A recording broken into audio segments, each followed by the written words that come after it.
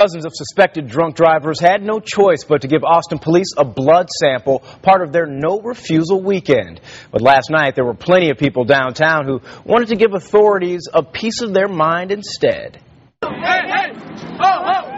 No blood for Acevedo! Dressed up in costume and marching across the Ann Richards Bridge Saturday night, Texans for Accountable Government is calling for an end to no-refusal weekends.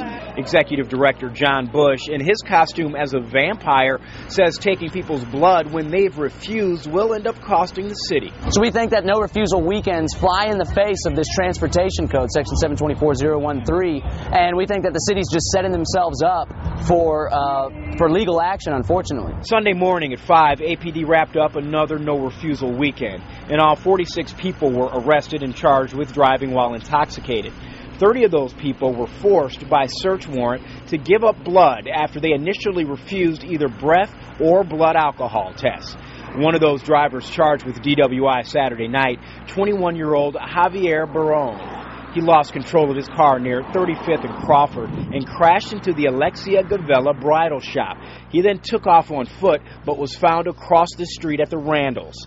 Barone is the kind of driver APD sought to keep off the roads when they announced they'd be having a no-refusal weekend on Friday. Some police officers, or Chief Acevedo, will say this is working because they've had an increase in prosecutions, an increase in arrests. Well, as we said before, what we're trying to do is reduce harm. That's what everybody's trying to do. That's why we have DWI laws. And again, we feel that the best way to reduce harm is to keep drunk drivers from getting behind the wheel in the first place. I don't think it's necessary. I think that it's overkill, and I think it's a violation. Blood draw protesters like Sean Fernando with the group Square Patrol says he respects that police work to keep the streets safe.